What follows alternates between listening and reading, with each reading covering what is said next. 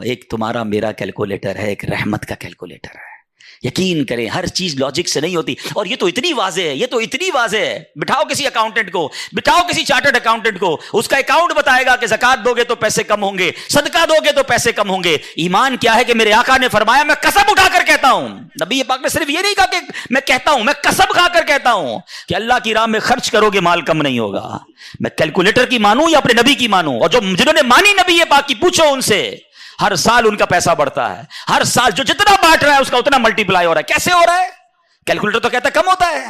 نہیں، کچھ چیزیں کہیں اور بن رہی ہیں، کیلکولیشن کہیں اور ہے، رحمت کی باتیں کہیں اور. ایمان تو لاؤ نا. کیا شاندار ایمان تھا حضرت ابراہیم علیہ نبی علیہ الصلوۃ والسلام کا.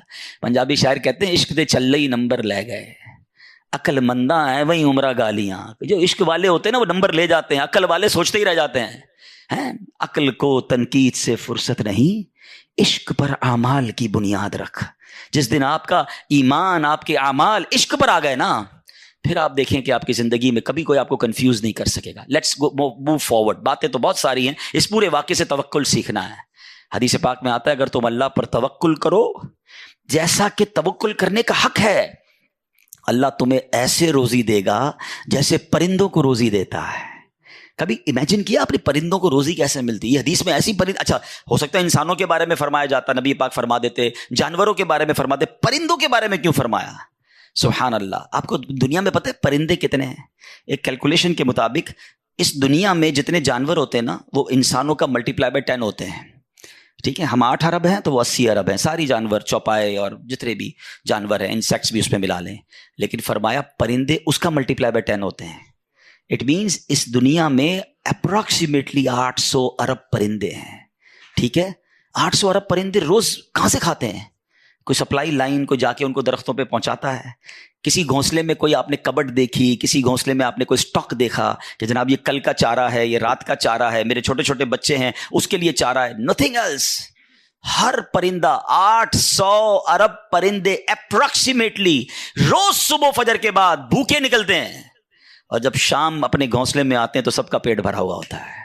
سب کو کون کھلا رہا ہے؟ کوئی تو ہے جو نظام ہستی چلا رہا ہے، میرا خدا ہے. ایمان لاؤ نا، توکل کرو. جب پرندوں کو 800 ارب پرندوں کو روزی دے سکتا ہے، ارے میں اور آپ اشرف المخلوقات ہیں، میں ٹینشن ہی نہیں ختم ہو رہی کال کرو تھی نو ہے. سال بعد کیا ہوگا، بچی کی شادی کیسے ہوگی، میرے کاروبار کا کیا ہوگا، ارے مارکیٹ ڈاؤن ہو رہی ہے، ڈالر اوپر ڈالر نیچے، اسی ٹینشن میں مر گئے. یار جو رب چونٹی کو کن اور ہاتھی کو من دے سکتا ہے وہ اس نے مجھ سے بھی وعدہ کیا ہے. سیکھو نا حضرت ابراہیم سے. کاش یہ توکل نصیب ہو جائے. تھوڑی ایج اور بڑھتی ہے. آپ نے ایک بار ایک بڑا کمال کا منظر دیکھا کہ ایک بندے کو سمندر میں اس کی ہلاکت ہو گئی، سمندر میں وہ ڈوب کے مر گیا. مچھلیوں نے کھایا اس کی باڈی کو، تھوڑی دیر بعد اس کی لاش سمندر کے کنارے پہ آئی، تو پھر جانوروں نے کھایا. اس کے بعد دیکھا کہ پرندے آئے، پرندوں نے بھی اس کی باڈی سے کھایا. آپ کے ذہن میں خیال آیا کہ یا اللہ یہ بندے کو قیامت کے دن تو کیسے اٹھائے گا؟ ایمان تو تھا مگر اس کی باڈی کے اجزاء تو 3 الگ الگ مخلوقات کھا گئی، اور قیامت کے دن یہ واپس کھڑا ہونا ہے اس نے. سبحان اللہ. آپ نے اللہ سے کہا وَإِذْ قَالَ إِبْرَاهِيمُ. پھر یہ دیکھیں حضرت ابراہیم کا یہ واقعہ بھی قرآن میں موجود 3 پارے میں سورہ بقرہ. آپ کہتے ہیں وَإِذْ قَالَ إِبْرَاهِيمُ رَبِّ أَرِنِي كَيْفَ تُحْيِي الْمَوْتَى. حضرت ابراہیم نے عرض کی کہ اے میرے رب مجھے دکھا دے تو مردے کیسے زندہ کرے گا. ارشاد ہوتا ہے قَالَ أَوَلَمْ تُؤْمِنْ. اے ابراہیم تو ایمان نہیں لایا؟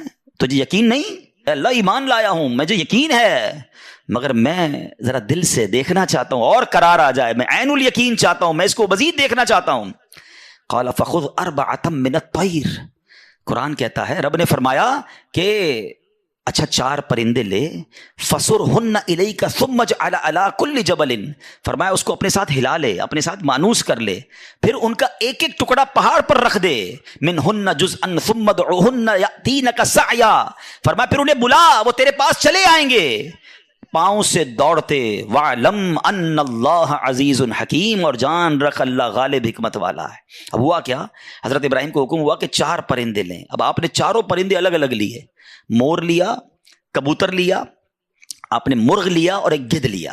ان 4 کو اپنے ساتھ تھوڑا ٹائم رکھا تاکہ وہ آپ سے انسیت پالے، تاکہ 4 کے بارے میں کنفرم بھی ہو جائے کہ یہی 4 ہے، کوئی اور مکس نہ ہو جائے. اس کے بعد آپ نے 4 کو ذبح کیا، 4 کا قیمہ بنایا اور 4 کا قیمہ مکس کر دیا. چاروں کا الگ الگ نہیں، چاروں کا ٹوٹل مکس کر دیا اور اس کے چھوٹے چھوٹے پیس سمجھ لیں 4 پہاڑ پر رکھ دیے، الگ الگ پہاڑوں پر، اور چاروں کی جو چہرے تھے یعنی ان کی کھوپڑیاں تھیں وہ اپنے پاس رکھی، اس کا قیمہ نہیں بنایا، یعنی ان کے سر آپ کے پاس ہیں چاروں پرندے کے، چاروں کا مکس قیمہ ہو چکا ہے اور 4 الگ الگ پہاڑ پر رکھ دیے۔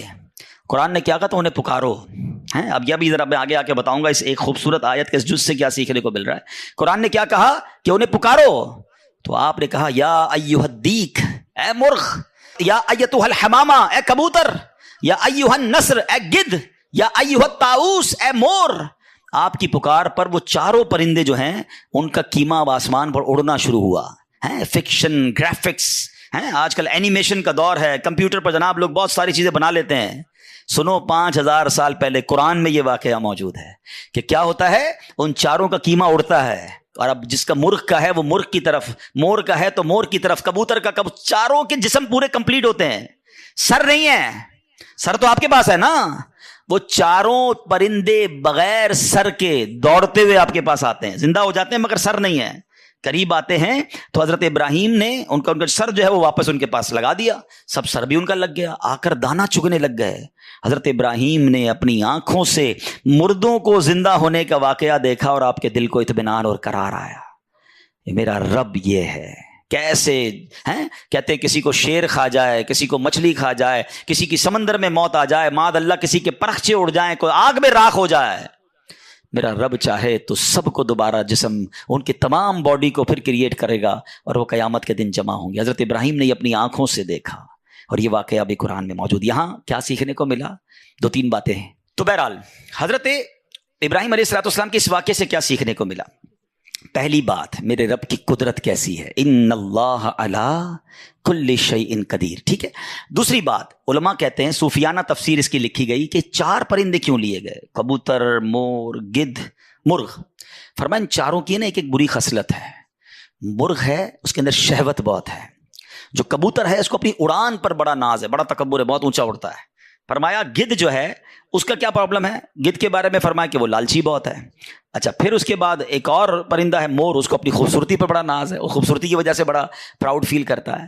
تو فرمایا یہ 4 بری عادتیں ہیں، اس کو ذبح کر کے یہ پیغام دیا گیا کہ اگر تم بھی اپنی اونچی اڑان، اپنے اونچے مرتبوں، اپنے اونچے مقام کا تکبر چھوڑ دو، اپنی خوبصورتی پر گھمنڈ کرنا چھوڑ دو، ہوس اور شہوت کے بعد اپنے آپ کو بچا لو، لالچ کر کے دنیا کے بال کے پیچھے بیڑا غرق اپنا نہ کرو، اگر ان عادتوں کو ذبح کر دو تو اللہ آج بھی تمہارے دل کو زندہ فرما دے گا۔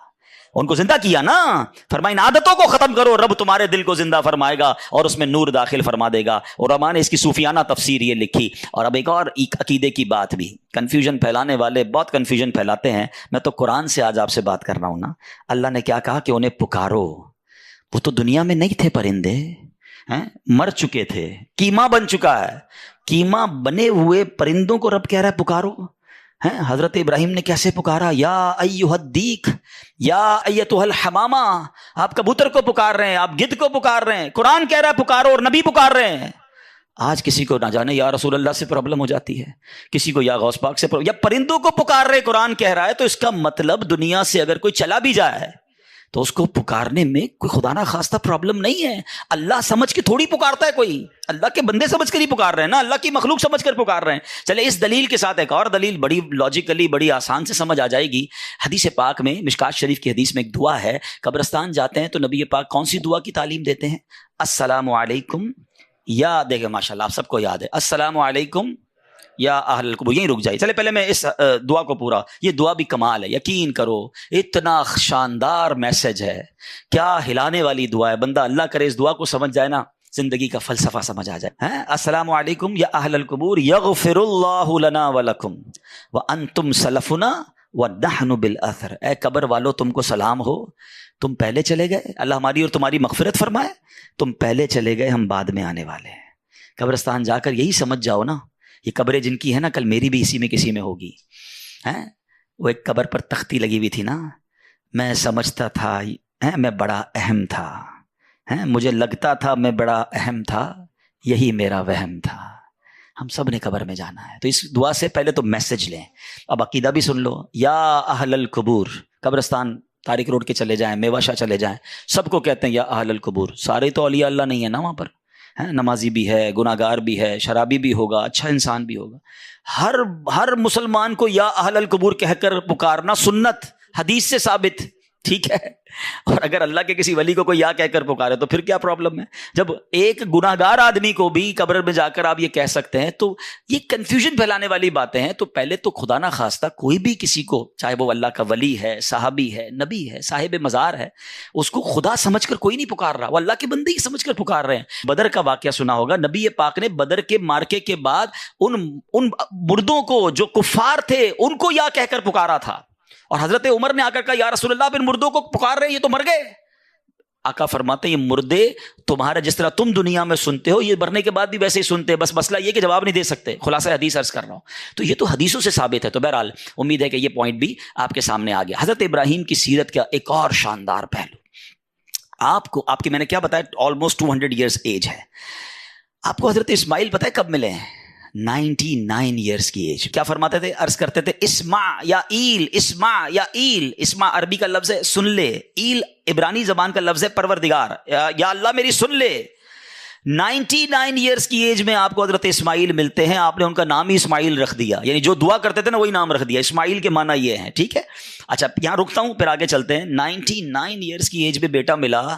دعا کون کر رہے ہیں؟ خلیل اللہ ہیں. ہم سال 2 سال کسی چیز کی دعا کریں، کام نہ ہو تو اللہ سے ہی بدزن ہو جاتے ہیں، یار میری تو دعا ہی نہیں سنتا، معاذ اللہ. بعضوں کا تو کفریہ کلمہ کہنا شروع ہو جاتے ہیں، اللہ سے ہی ناراض. وہ خلیل اللہ ہیں، ان کو 99 سال بعد بیٹا ملا، شکوہ نہیں تھا. خدا رہا اللہ سے تو اچھا گمان رکھو. نہیں مل رہا ہوتا کوئی چیز تو وہ اس میں بہتری ہوتی ہے ہمارے لیے. اچھا اب بیٹا ملے. ہم میں سے کسی کو اگر 10-15 سال بعد بیٹا ملا ہو، اس کے تو پیر زمین پہ نہیں رہنے دیتے ہیں. بڑی مرادوں سے ملا ہے بھائی، بڑی دعاؤں سے ملا ہے، بڑی مشکل سے آیا ہے. 99 سال کی عمر میں بیٹا ملا ہے اور ابھی اس کی عمر دودھ پیتے کی ہے. حکم ہوتا ہے کہ ان کو مکے کی وادی میں چھوڑ دو. ہائے ہائے چھوڑ دو. اچھا وہ مکہ کوئی لگژری ہوٹل، کوئی بہت بڑا شہر نہیں تھا. نو بڈی اوور دیئر. آپ امیجن کریں، ماشاءاللہ سبھی مکہ ہو کر آئے ہوں گے. کعبہ بھی نہیں ہے، صرف ریگستان ہے، صرف پہاڑ ہیں اور دھوپ ہے، کوئی درخت نہیں ہے. بی بی ہاجرہ ہیں، حضرت اسماعیل ہیں، اور حکم ہو گیا کہ وہاں چھوڑ کے آ جاؤ. آپ نے ان کو وہاں رکھا، کچھ کھجوریں دی، تھوڑا پانی دیا اور آپ نکل گئے. بی بی ہاجرہ کہتی ہیں ابراہیم کدھر جا رہے ہو ہمیں چھوڑ کر؟ آپ نے کوئی جواب نہیں دیا. کہا ابراہیم بتاؤ تو صحیح کس کی آسرے چھوڑ کے جا رہے ہو؟ کوئی جواب نہیں. 3 بار پکارا. وہ خاتون بھی کمال کی، آخر میں کہتی بس یہ تو بتا دو جو آپ ہمیں چھوڑ کر جا رہے ہیں یہ اللہ کا حکم ہے؟ کہتے ہیں ہاں رب کا حکم ہے. کہا پھر ٹھیک ہے، اللہ کا حکم ہے، پھر ہم راضی ہیں. کمال دیکھیں، کاش میرا یہ بیان میری مائیں سنیں، میری بہنیں سنیں. تھوڑی سی قربانی کی باری آئے ہیں، فیملی میں اگر کوئی کمزوری آ جائے، کوئی پیسے کی کمی آ جائے، کوئی گھر میں مشکل آ جائے، عورتیں کہتی ہیں ہم کچھ نہیں جانتے، ہمیں ہماری ساری چیزیں چاہیے، چاہے تو میں چوری کرنی، ڈاکہ ڈالنا، اپنی ماں باپ کو چھوڑنا پڑے. بیوی آ کر ماں باپ سے چھڑوا دیتی ہے، گھر میں لڑائی جھگڑے. خدا کے واسطے ہم دیکھیں کہ جو رب کا حکم ہے وہ پہلے ہے. حرام روزی کی طرف نہ جانے دے اپنی فیملی کو. پہلے کے زمانے پتہ عورتیں کیسی ہوتی تھی؟ مرد صبح کام پہ جاتا تھا نا تو وہ عورتیں کہتی تھی دیکھو حلال کما کے آنا، حرام کما کر مت آنا، ہم تھوڑے پر گزارا کر لیں گے مگر رب کو ناراض نہیں کرنا چاہتے. آج کی عورت کہتی برابر والوں نے دیکھا کیسا گھر بنا لیا، ہمیں بھی ویسا ہی بنانا ہے، کچھ بھی کرو ہمیں بھی ایسی گاڑی چاہیے، ہمیں ایسا زیور چاہیے. اللہ کرے کہ یہ سیکھیں بی بی ہاجرہ سے. کہتی اللہ کا حکم ہے، we are ready for that. اچھا اب کیا ہوا؟ چھوٹا بیٹا ہے، دودھ پیتا بچہ ہے، پانی بھی ختم، کھجورے بھی ختم، اب کچھ ہے ہی نہیں. بچہ رونے لگا، پانی چاہیے. ہائے ہائے، ماں بچے کو روتا کیسے دیکھ سکتی ہے؟ اب ماں چلی پانی کو ڈھونڈنے، ایک پہاڑ سے دوسرے پہاڑ، دوسرے پہاڑ سے تیسرے پہاڑ. اللہ اکبر. چلیں یہ صفا مروہ میں بی بی ہاجرہ دوڑی یہ تو پتا ہے، مگر شاید بہت ساروں کو یہ نہیں پتا ہوگا کہ جو میلین اخضرین گرین لائٹس کے درمیان جو سفر ہوتا ہے اور ہم دوڑتے ہیں اس کی وجہ کیا ہے؟ باقی چلتے ہیں ادھر دوڑتے ہیں. یعنی آپ سوچیں اللہ کو اس ماں کی ادا کیسی پسند آئی ہے، جدھر اس ماں نے نارمل اسٹیپ لیے ہیں ادھر ہم سے نارمل اسٹیپ چلوایا گیا. جدھر وہ ماں دوڑی ہے ایگزیکٹلی اس مقام پر ہمیں دوڑنے کا حکم ہے.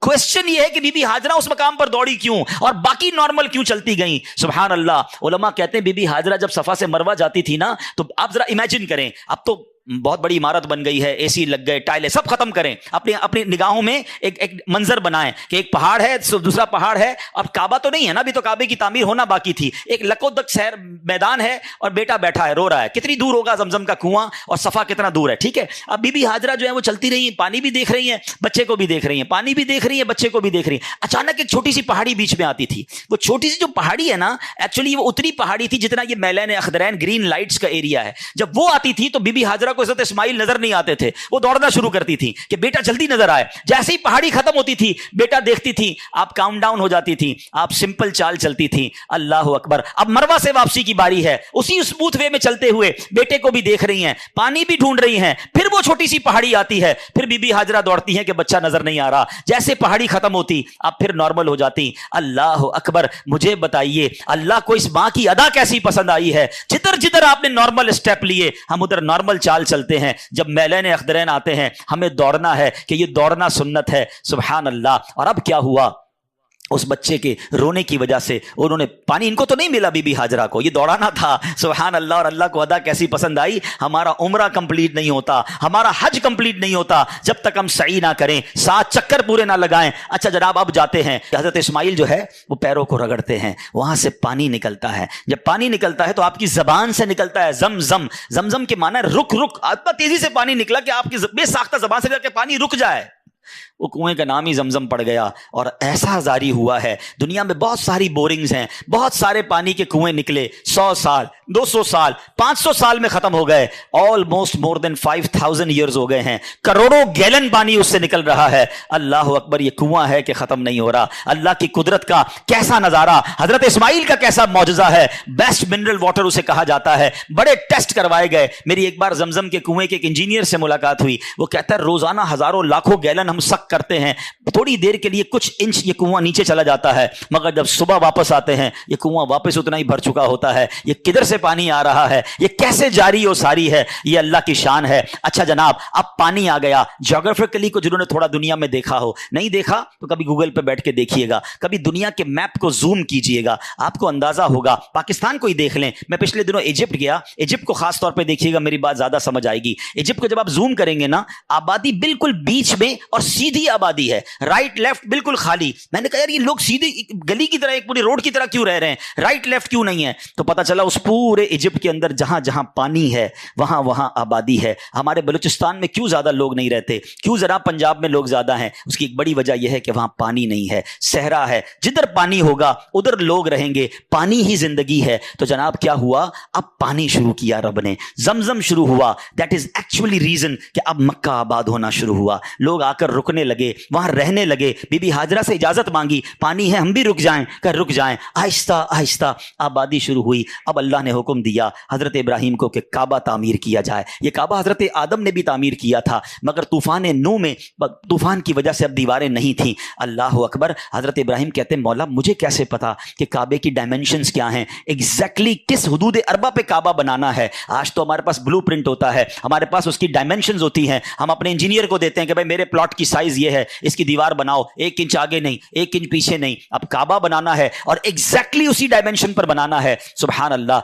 हदीसों के अल्फाज हैं, अल्लाह ने एक बादल भेजा, इरशाद फरमाया इस बादल के साथ जाओ, इस बादल का जो साया होगा एग्जैक्टली उसी साये की डायमेंशन में काबे की तामीर करनी है। हजरत इस्माइल पत्थर पकड़ाते, हजरत इब्राहिम पत्थर लगाते। सुभान अल्लाह। अब जिस पत्थर पर खड़े होकर यह तामीर हो रही है यह जन्नती पत्थर है और यह पत्थर है मकाम इब्राहिम। सुभान अल्लाह। काबे के सामने खड़े होना तो कितना ऊंचा है उसकी दीवार, कैसे हजरत इब्राहिम का हाथ पहुंचा होगा। उलमा फरमाते हैं इस मकाम इब्राहिम ने लिफ्टर का काम शुरू किया। जैसे जैसे काबे की दीवार ऊंची होती जाती मकाम इब्राहिम ऊंचा होता जाता। जब नीचे पत्थर लगाना होता ये पत्थर नीचे आ जाता और काबे की पूरी तामीर हो रही है। बेटा पत्थर पकड़ा रहा है, बाप पत्थर लगा रहा है और ये काबे की तामीर मुकम्मल होती है। एक यहाँ इश्क वाली बात कर दूं, फिर बात को आगे चलते हैं। हजरत बीबी हाजरा और हजरत इब्राहिम की याद हज में कहाँ कहाँ है। सफ़ा मरवा का चलना बीबी हाजरा की याद है, ٹھیک ہے نا. اچھا رمی کرتے ہیں تو حضرت ابراہیم ابھی آئے گا وہ واقعہ کہ کیسے ہوا تھا, مگر رمی آج تو شیطان وہاں نہیں ہے, آج پتھر مار رہے ہیں, وہاں تو دیوار ہے. لاجک یہ کہتی ہے, عقل وہی والی بات جو میں نے شروع میں کہی تھی کہ ہر چیز عقل سے کیلکولیٹ نہ کیا کرو. لاجک والے لوگ تو کل یہ کہیں گے کہ یار 2 پہاڑوں کے درمیان 7 چکر لگانے سے بہتر ہے کعبے کا طواف کر لو, کعبہ تو اللہ کا گھر ہے, یہ تو پہاڑ ہے جس کے گرد ہم چل رہے ہیں. لاجک تو یہ کہتی ہے اچھا جناب مہینہ کے اندر 3 راتیں گزارنے سے بہتر ہے میں 3-4 طواف مزید کعبے کے کر لوں, زیادہ ثواب ملے گا. اچھا حدود حرم کے اندر ایک نیکی 1 لاکھ نیکی کے برابر ہے. شاید آپ میں سے بہت ساروں کو یاد نہیں ہوگا کہ عرفات حدود حرم میں نہیں ہے, حدود حرم کے باہر ہے. لاجک والا تو کوئی بندہ یہ کہہ سکتا ہے کہ یار حدود حرم کے باہر پورا دن گزارنے سے بہتر نہیں ہے کعبے کے سامنے 9 ذوالحجہ گزار لوں تو جناب زیادہ ثواب ملے گا. نہیں میرے پیارے اسلامی بھائیوں, یہ حج کا سفر بہت ایزیلی ایکسپلین کر رہا ہے کہ ہر چیز لاجک سے نہیں ہوگی. اللہ کو اپنے بندوں کی یاد باقی رکھنا, ان کی یاد منانا کتنا پسندیدہ ہے کہ ماں کی یاد